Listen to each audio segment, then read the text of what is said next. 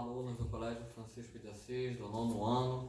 Meu nome é André Luiz, sou professor de Língua Portuguesa. Na videoaula de hoje nós vamos ver o módulo 13, que aborda a concordância verbal. Primeiro, o que é a concordância verbal? Concordância verbal é um mecanismo pelo qual os verbos se modificam para se adequarem às particularidades de número e pessoa do sujeito. Então, assim, o verbo concorda com o sujeito em número, singular ou plural, ou pessoa, primeiro, segundo, terceiro. Pessoa, o que isso quer dizer na prática?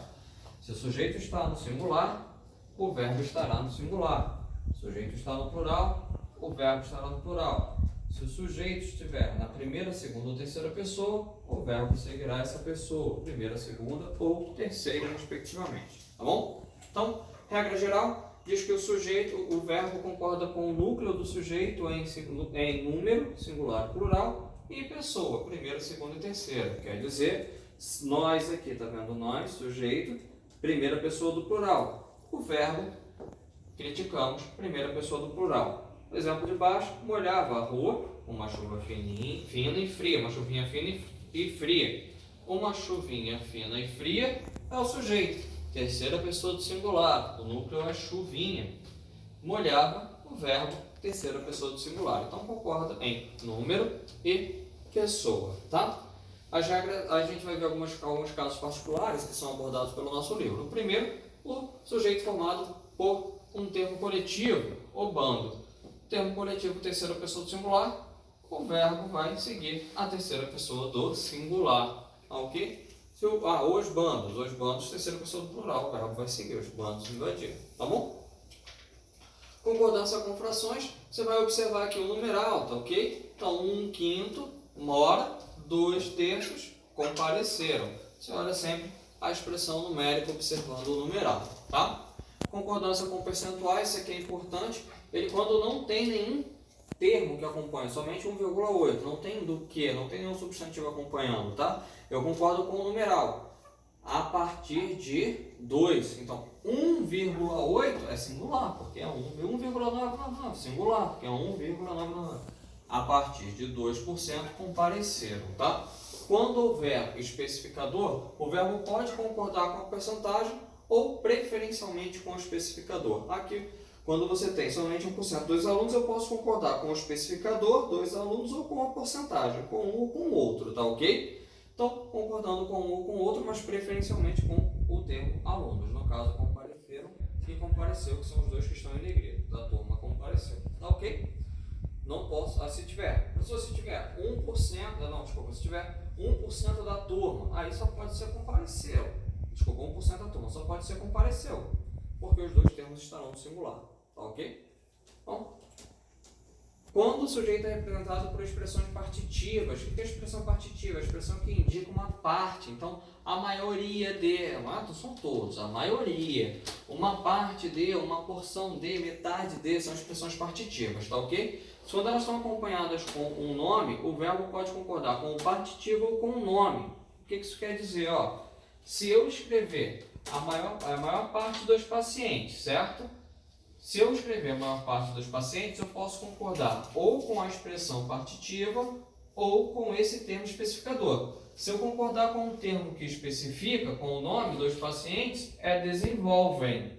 Agora, eu posso concordar com o termo partitivo. A maior parte dos pacientes não desenvolve. Concordando com o partitivo, fica no singular. Concordando com o dos pacientes, fica no plural. Tá bom? Então, eu posso concordar com um ou com o outro. Metade dos brasileiros se protege, concordando com metade. Metade dos brasileiros se protegem, concordando com brasileiros. Com um ou com o outro, tanto faz. Tá? Aí, no próximo slide, a gente está vendo as expressões mais de ou menos de. Então, há concordância com o número, de acordo com a natureza do numeral. Então, cerca de 10 mulheres são com expressões que são expressões aproximadas, né? Cerca de 10 mulheres protestaram, mais de um homem foi preso. Eu concordo preferencialmente com o numeral, tá? Próximo caso, como o nome próprio, ele se aparente, ele já está no plural, com o nome próprio já no plural, tá? Se o nome for precedido por artigo, o verbo fica no plural. Então eu digo, os Estados Unidos consomem. Se tiver um artigo, Estados Unidos, não existe Estado Unido, certo? Existe só os Estados Unidos. Esse nome só existe no plural. Se tiver o artigo antes, o verbo fica no plural. Agora, se não tem o artigo, então Minas Gerais, não existe Minas Geral. Existe só o estado Minas Gerais, que é um termo no plural. Diante do atual impasse, Minas Gerais não tem artigo, tá vendo? Ó, sem artigo, singular. Minas Gerais defende. Os Estados Unidos consomem com artigo plural, sem artigo singular, tá bom? Em nome de obras, prefiro o verbo no singular. Então, segundo Sarney, Os Sertões define. Então, caso é uma obra só, o nome da obra que está no plural, a gente utiliza normalmente o singular, tá? Mas é uma questão de preferência.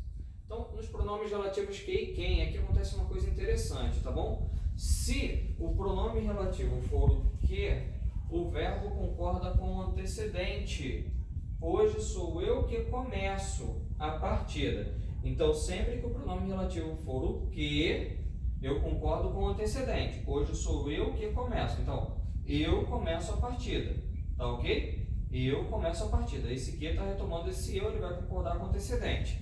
Se o pronome relativo é o quem, aí eu posso concordar com o termo antecedente ou eu posso concordar concordar na terceira pessoa do singular. Eu posso dizer, foram os meninos quem quebrou ou foram os meninos quem quebraram, tá bom? Terceira pessoa do singular ou a terceira pessoa do plural, porque meninos é a terceira pessoa do plural. Concordando com o antecedente, quebraram. Concordando na terceira pessoa do singular, quebrou, tá ok? Agora, a partícula C. Quando a partícula C é pronome apassivador, o sujeito, ou seja, esse termo que vem depois, vai concordar sempre com o verbo. Então, se esse aqui estiver no plural, o verbo vai para o plural. Se esse termo aqui estiver no singular, o verbo fica no singular. Professor, como é que eu vou saber se é partícula passiva-dor? Macetinho, você vai pegar o seu dedo, vai colocar aqui ó, no C, ó. Ah, tirei o C. Vendem espetinhos. Vendem o quê? Espetinhos. Tem preposição? Não tem, é objeto direto. Se sem o C é objeto direto, é porque quando eu coloco o C ele é sujeito, tá ok? Se eu tirar o C é objeto direto, com o C ele é sujeito. Então, ele vai concordar com o seu verbo. Vendem-se plural, vendem-se espetinhos de carne, tá? Esse C é um apassivador. Essa frase equivale a dizer espetinhos de carne são vendidos, tá ok? Então, com a partícula C, se for apassivador, macete, é só tirar aqui para saber, o verbo vai concordar. Aí eu coloquei só no singular, só para que a gente pudesse ver, ó, vende-se espetinho no carne, está no singular ainda é partícula passivadora, porque se eu tirar aqui, ó, tirei. Vende-se o quê? Espetinho de carne. Então, espetinho de carne continua sendo objeto direto, isso aqui continua sendo sujeito, tá? O sujeito paciente. Agora, quando não é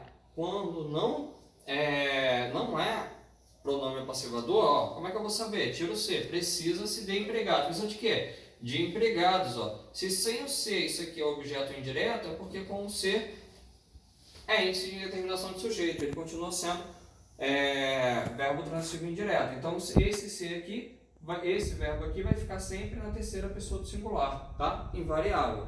Porque, na verdade, esse C é o índice de indeterminação do sujeito. A gente não sabe quem fez, tá? Precisa-se de empregados. A gente não sabe quem precisa, tá? Então, se eu tirar o C, tu vê que empregado está no plural. Se eu tirar o C, ele não for sujeito, ele não for objeto direto, vê a preposição aqui, ó, tirei o C, tem uma preposição, ele não pode fazer a concordância. Sempre que tem a preposição, eu não faço a concordância, tá ok? A gente fica por aqui. Nos vemos aí nos nossos canais. Qualquer dúvida podem me procurar. Um grande abraço a todos vocês e até a próxima.